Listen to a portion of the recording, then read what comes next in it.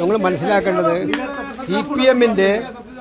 CPM-ന്റെ നിലപാടുകൾക്കെതിരായി ആ പാർട്ടിക്കകത്തുണ്ടാകുന്ന ഉരുൾപൊട്ടലുകളും ആഭ്യന്തര സംഘർഷങ്ങളുമാണ് ഈ നാട്ടിൽ ചർച്ച ചെയ്യപ്പെടേണ്ടത്. അത് ഞങ്ങളാരും ഉണ്ടാക്കിയതല്ല.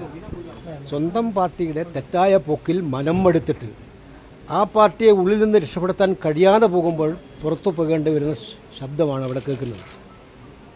ഇത് കേരളത്തിലെ കൃത്യമായൊരു ചുവരെഴുത്താണ് ഈ തെരഞ്ഞെടുപ്പിൽ.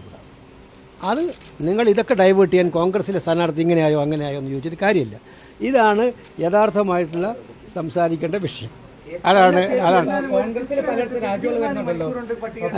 അല്ല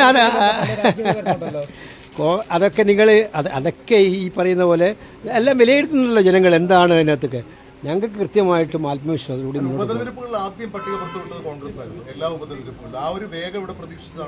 അല്ല ഞാൻ പറഞ്ഞല്ലോ, ആ വേഗമല്ലല്ലോ വേണ്ടത്. ഒരു ഉപതെരഞ്ഞെടുപ്പ് ഒരു സീറ്റ് മാത്രമാണ്. ഇത് പല സീറ്റുകളുള്ളതുകൊണ്ട് കോംപ്ലക്സിറ്റി ഉണ്ട്. മാത്രമല്ല ഞങ്ങൾക്ക് ചില കാര്യങ്ങളിൽ കാത്തിരിപ്പ് വേണ്ടി വരും. അത് ആർക്കാ മനസ്സിലാവാത്തത്?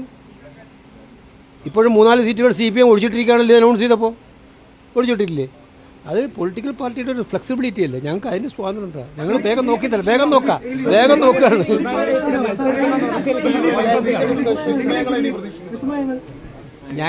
ഞാൻ പറഞ്ഞു CPM-ന്റെ ഒരു വലിയ തകർച്ചയുടെ വക്കീൽ അവർ നിൽക്കുകയാണ്. അവരുടെ നയങ്ങൾ മൂലമാണ്. ഞങ്ങൾക്ക് CPM പൊട്ടാകെ തകരണമെന്ന് ആഗ്രഹിച്ചവരല്ല ഞങ്ങൾ. അവരുടെ നയങ്ങൾ മൂലമാണ്. അത് കൃത്യമായിട്ടും ഈ തെരഞ്ഞെടുപ്പിൻ്റെ ഫലത്തിലൂടെ ഉണ്ടാകും എന്നതിൽ സംശയമില്ല. ഞങ്ങൾ കൃത്യമായിട്ടും എല്ലാ സ്ഥാനാർത്ഥി പട്ടികയും ക്യാമ്പയിനും ഒക്കെ ആയിട്ടുള്ള കാര്യങ്ങൾ നടന്നുകൊണ്ടിരിക്കുക. സ്ഥാനാർത്ഥികളൊക്കെ പെട്ടെന്ന് ഇത് പൂർത്തീകരിച്ച് ഫീൽഡിലോട്ട് പോകാൻ തയ്യാറായിട്ട് നിൽക്കുകയാണ്. അപ്പം ഇന്ന് മുഖ്യമന്ത്രി വേറൊരു കാര്യം പറഞ്ഞു കേട്ടോ. ഞങ്ങൾ ഒറീസയിൽ ഞങ്ങൾ 2-3 MLA-മാർ പിന്നെ മാറി കൂട്ടി മുഖ്യമന്ത്രിയുടെ ഫേസ്ബുക്ക് പോസ്റ്റ് കണ്ടതായിട്ട് പറഞ്ഞു കേട്ടു. സ്വന്തം MLA BJP പോയിട്ട് മത്സരിക്കുകയാണ്. അത് ഒറീസയിലല്ല, കേരളത്തിൽ. ഇത്രയും കാലം MLA ആയി കൊണ്ടുവരുന്ന ഇടതുപക്ഷ മുന്നണിക്ക് വേണ്ടി നിന്ന ആൾ ഇപ്പം BJP-യിലാണ്. അപ്പോൾ ഞങ്ങളെ കുറ്റപ്പെടുത്തുന്നതിനകത്ത് കൃത്യമായിട്ടും നമുക്ക് എല്ലാവർക്കും അറിയാം PMC-യിൽ എന്താ സംഭവിച്ചത്, പിന്നീട് വന്ന ഓരോ ഘടകങ്ങൾ ആരാണ്. ഈ ഇലക്ഷൻ ഡേറ്റുകൾ പോലും ഞങ്ങളിപ്പോൾ സംശയിക്കുന്നുണ്ട്. ഇലക്ഷൻ ഡേറ്റുകൾ പോലും രണ്ടുപേരും ഒന്നിച്ചുണ്ടാക്കിയ ഡിസൈനാണ് കേട്ടോ.